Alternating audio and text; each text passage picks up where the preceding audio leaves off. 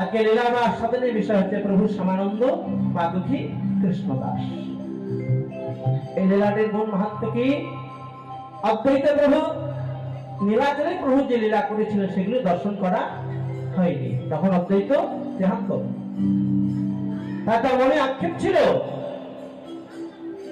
যে প্রভু লীলাদের দর্শন হলো না,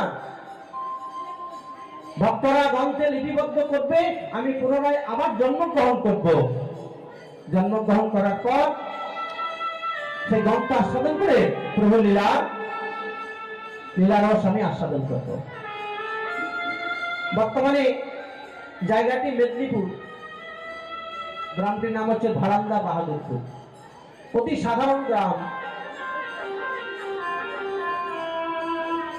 মাটির ঘর, ঘরের ছাউনি, কিন্তু গ্রামটি কৃষ্ণ ভক্তের গ্রাম। সেই গ্রামে দুজন বাস করে, কে কে? দুরিকা এবং কৃষ্ণ মন্ডল। তারা চিহ্নের সন্তান। এত অভাব, এত দুঃখ, এত কষ্ট, কোনোদিন একবেলা খাবার জোটে, কোনোদিন জোটে না, কিন্তু তারা ভগবানকে ভালোবাসে। ভগবানকে যারা ভালোবাসে মায়েরা, তাদের এরকমই কষ্টই হয়, তাদেরকে পরীক্ষা দিতে হয়। মনে করুন যে লেখাপড়া করে সেই ছেলেই তো পরীক্ষা দেয়, যে গরু চলে তার তো পরীক্ষা হয়নি, আছে কি? তাহলে যারা কৃষ্ণ ভক্ত তাদেরই পরীক্ষা দিতে হয়। একদিন দুরিকা তার স্বামীকে বলল, থাকো স্বামী, আমরা জানি জগন্নাথের কাছে যদি মনের দুঃখ কষ্টের কথা জানানো হয়, তাহলে জগন্নাথ নাকি দুঃখ নিবারণ করে। তুমি যাও না, জগন্নাথের কাছে আমাদের এই দুঃখ কষ্টের কথা বলো, যাতে আমাদের একটু সচ্ছল হয়। এখানে দুরিকা কি সিদ্ধান্ত দিল, কি শিক্ষা দিল আমাদেরকে? গান গাইলে হবে না, চিন্তা করতে হবে। আমরা সংসারে অভাব, বন্ধুর কাছে বলবেন, বন্ধু লুকিয়ে হাসবে, ভালো হয়েছে। পাড়া প্রতিবেশীর কাছে বলবে, ভালো হয়েছে, হাসবে তারা। মনের দুঃখের কথা যদি জানাতে হয়, একমাত্র ভগবানের চরণে জানাতে। দুঃখ নিবারণ ভগবান ছাড়া কেউ করতে পারে না মায়েরা। যদি কোনো দুঃখ কষ্ট মনের মধ্যে আসে, ঘরে বসে একান্তে দুটি নয়নের জল ফেলে ভগবানের নাম করবেন আর ভগবানকে জানাবেন, দেখবেন আপনার দুঃখ কষ্ট নিবারণ হবে। তাই দুরিকা পতিব্রত রমণী, তো যারা সতী সাধ্যী রমণী হয় তারা তাই বলে, তুমি জগন্নাথের কাছে যাও, আমাদের মনের দুঃখের কথা জানিয়ে এসো। এখন জগন্নাথ আমাদের কৃপা করবে, আমাদের দুঃখ মোচন করবে। যারা সতী সাধ্যী রমণী হয় মায়েরা, দেখবেন তার স্বামী কোনো উপার্জন করে নিয়ে এলে বলে, হ্যাঁ গো, তুমি যে এত টাকা নিয়ে এলে, সৎ পথে এনেছো তো? অসৎ পথে টাকা কিন্তু ঘরে আনবে না। আমরা সৎ পথে আলু সেদ্ধ ভাত খাবো, তাও ভালো, অসতের টাকায় আমার গয়না পরে করলো।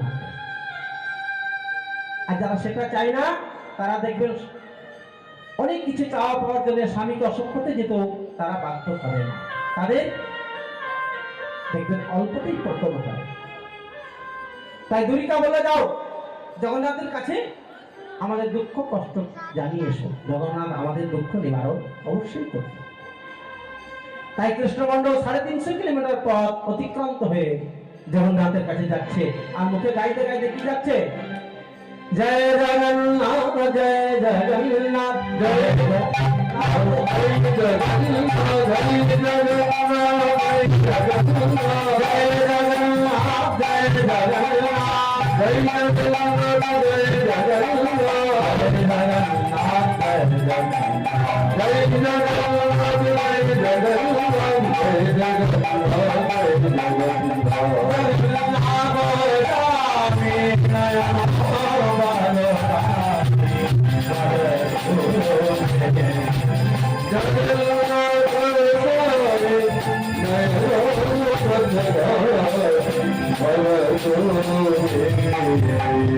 जय जगन्नाथ देव की जय, जय जगन्नाथ देव की जय, जय जगन्नाथ देव की जय। কৃষ্ণমন্ডল কোথায় পৌঁছলেন? একদম শ্রীক্ষেত্রপুরী ধামে জগন্নাথের কাছে। বলে, ওকে জগন্নাথ, আমি তোমার কাছে টাকা পয়সা চাইতে আসিনি, আবার খালি হাতে ফিরে যাবো না। ভক্তের যেটা চাওয়া, ভক্তরা টাকা পয়সা চায় চায় না। স্বামী বিবেকানন্দ যখন খুব অভাব হয়েছিল না, রামকৃষ্ণ বলে যা মায়ের কাছে চেয়ে রে, যা মায়ের কাছে চেয়ে রে, যা যা বলতে চাই। মন্দিরে গেল, চোখ বন্ধ করেছে, কি বললো? ভক্তি দাও, প্রেম দাও। টাকা চাইতে পারে, বলে কি রে চাইলি? বললো না। কি চাইলি? বলে প্রেম দাও, ভক্তি দাও, বিবেক দাও। যারা ভক্ত তারা ভগবানের কাছে টাকা পয়সা চায় না। কি চাইলো? বলে জগন্নাথ তুমি যদি কৃপা করে দেবে আমাকে একটা সুসন্তান দিও। আমাদের তো কোনো সন্তান নেই, যে সন্তান তোমার গুণগান করবে, কৃষ্ণ নাম করবে, ভাগবত উচ্চারণ করবে, ভাগবত পাঠ করবে, সেরকম সন্তান দিও। মায়েরা দেখবেন, মায়েদের যদি সন্তান না হয় তাও জ্বালা, আবার সন্তান হয়েও জ্বালা। কেন? ভগবান কেঁদে কেঁদে নিয়ে নিন সন্তানকে। সেই সন্তান যদি কুসন্তান হয় তখন কি বলবেন? বাবা এরকম সন্তান থাকার থেকে মরা ভালো, তাই না? সন্তানটি যেন সুসন্তান হয়, কৃষ্ণ ভক্ত হয়। তাহলে কৃষ্ণ ভক্ত হতে হলে কি করতে হবে? আগে মাকে ভালো হতে হবে। মা যদি ভালো হয়, মাটি যদি ভালো হয়, ফসল অবশ্যই ভালো। এই যে এসেছেন, এই যে বাচ্চা ছেলেগুলো এসেছে, কি সুন্দর কীর্তন শুনছে দেখুন। আপনি যেমন সকালবেলায় ঘুম থেকে উঠে ছেলেরা কাঁধে ইংলিশ মিডিয়ামে বইটা তুলে দিচ্ছে, যাও গাড়িতে চাপিয়ে দিলেন, লেখাপড়া করে এসো, ঠিক আছে। আবার সন্ধ্যাবেলায় কোনো মন্দিরে গিয়ে তাকে প্রণাম করা শেখাতে হবে, ভাগবত আসরে নিয়ে গিয়ে বসতে হবে, বৈষ্ণবের চরণ ছুঁয়ে প্রণাম করা শেখাতে হবে, তবেই একটা সঠিক মা। আর শুধুই টাকা ইনকাম করার জন্য যন্ত্র তৈরি করলাম না, কোনোদিন করবেন না। সেই সন্তান আপনাকে শেষ বয়সে দেখবেন। কৃষ্ণ ভক্ত যদি হয় অবশ্যই দেখবেন, সেই শিক্ষা দেবেন ছেলেদের। কৃষ্ণ ভক্ত সন্ধ্যাকালে ভগবান বললেন কি, সন্ধ্যাকালে নিজেকালে বসিয়া কীর্তন করা হবে করতালে দিয়া। সন্ধ্যাবেলায় 5 মিনিট কীর্তন করো, নিজের সন্তান ছেলে সবাইকে সঙ্গে নেবে। বেশি করার দরকার নেই, কারণ আমরা সংসারী মানুষ, তো সংসারে আমাদের কাজ করতেই হবে। তার সঙ্গে সংসার থেকে ভগবানকে ভুলে গেলে চলবে না। তাই কৃষ্ণমন্ডল কি করলেন? জগন্নাথের কাছে নিবেদন জানিয়ে বলে, জগন্নাথ যদি দিতে হয় কি দেবে জানো? আমায় একটা কৃষ্ণ ভক্ত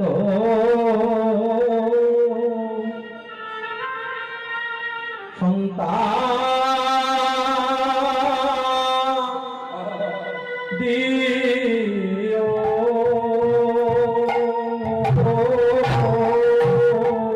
তুমি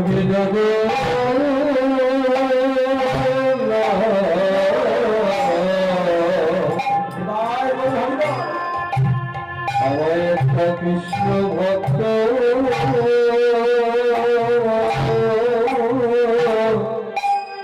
ভক্ত সন্তান দিও,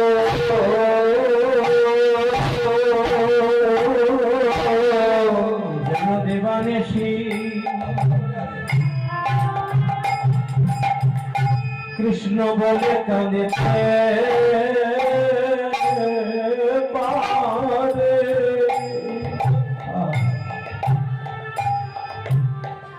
একটা কৃষ্ণ ভক্ত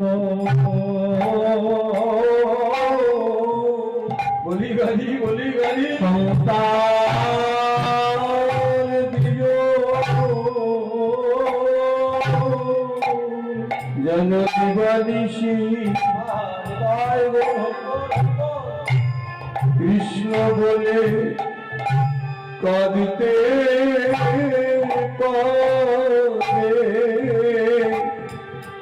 প্রভু জগন্নাথ একটি কৃষ্ণ ভক্ত সন্তান দিও, হে গোবিন্দ তোমার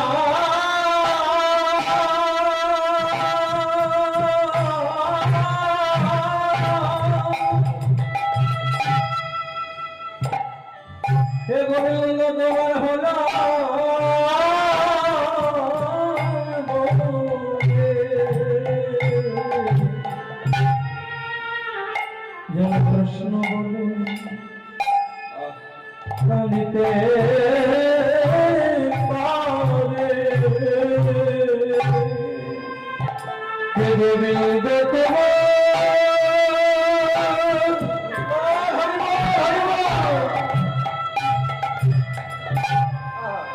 কে গোবিন্দ তোমার ভোলা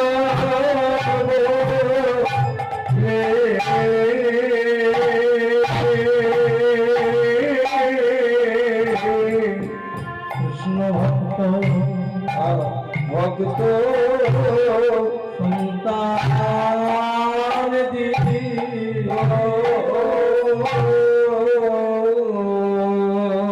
কৃষ্ণ বলে কেঁদে যে কি আনন্দ কি সুখ একমাত্র যে কেঁদেছে সেটা মায়েরা কান্নায় যে সুখ আছে এ কথা আমার জানা ছিল না কান্নায় সুখ আছে মায়েরা কান্নায় তো দুঃখ কেন মনে করুন আপনি বাপের বাড়ি গিয়েছেন ভাইয়ের বিয়েতে সেইখানে আপনাকে কেউ কত কথা বললো আপনার চোখে জল এলো সেইখানে প্রতিজ্ঞা করবেন আর জীবন থাকতে তোর বাড়ি আসবো না কেন না তোর বাড়িতে এসে আমায় কাঁদতে হলো তাহলে কান্নায় সুখ নেই কিন্তু এই আসলে বসে আছেন যদি দুপটা নয়নের জল অশ্রু নির্গত হয় মায়েরা দেখবেন কত শান্তি কত সুখ একবার বলেছেন না বাবা কীর্তন শুনতে হলে কাঁদতে হয় আর কীর্তন শুনবো না ভাগবত শুনতে হলে কাঁদতে হয় আর ভাগবত শুনতে যাবো না একবার বলেছেন কীর্তন গাইতে গাইতে যদি দুটি নয়নের জল অশ্রু নির্গত হয়